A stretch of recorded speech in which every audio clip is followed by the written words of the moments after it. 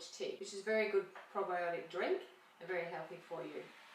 I'm eventually wanting to make it in this big jar with the tap so I can have a continual supply of kombucha, but I have to start off in the small one because I only have a little bit of tea from another batch. So we have to build up some scobies and some tea so they can eventually get it into there. So today we're going to make a quart, or around a litre of kombucha tea.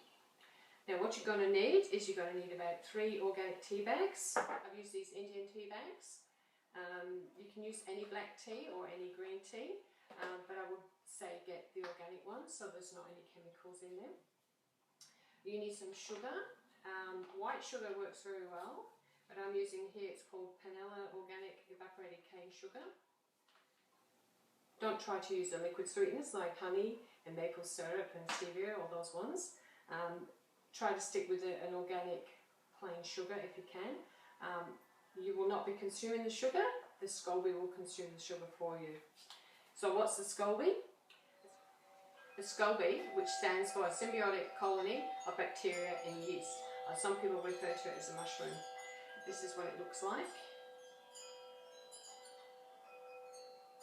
And it's a form of yeast that's going to eat the sugar and make this beautiful drink for you. You also need some of the liquid from a previous tea, which is in here. I've got about ½ a cup in here, and that's why I can't make a big batch yet, because I would need a much greater amount of this tea from the other batch to make that. Okay, so the first thing we'll do, we'll start out, we'll just make the tea. I've got some boiling filtered water here. So you fill up the jar to about 2/3. You have to leave enough room to put in the extra tea and the scoby. And to that size, to that litre, you'll add about 1/4 cup of the sugar.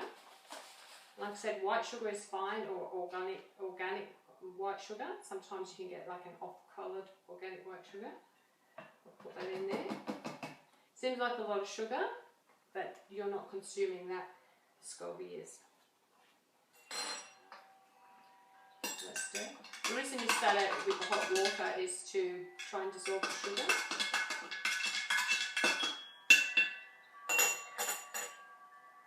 So we get 3 tea bags.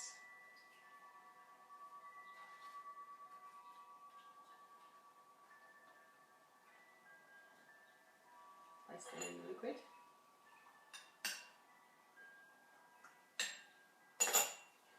Now we're just going to let that sit here until the tea cools down before we add the scoby. This is way too hot. It has to be cool before you can add the mushroom and the other tea. Make sure everything's covered up, because flies and fruit flies love this stuff. So we'll just sit that there, the tea. This is going to be sitting on a bench for about 5 to 7 days, and then it can actually go up to 30 days, but depends on you like your drink, if you like it sweeter or you'd like it more sour, because the longer you sit it there, the more vinegary the taste is. And the more vinegary the taste, the better the nutrition for you. But you have to get it to a point where you're happy with the taste and it's doing what it's intended to do in your gut. Okay, so it's a beautiful probiotic drink, and I hope you follow along on this journey and enjoy making some good kombucha tea. Here we are back. This is now nice and cooled. So what I need to do now is add the scoby. I've been sitting it here in the net so that the flies won't get to it. So place that in the jar. We can now remove the tea bags. And then we put the extra liquid, or the tea from the other brew. And when you make this, you'll reserve some of this to make the next one, and so on and so forth.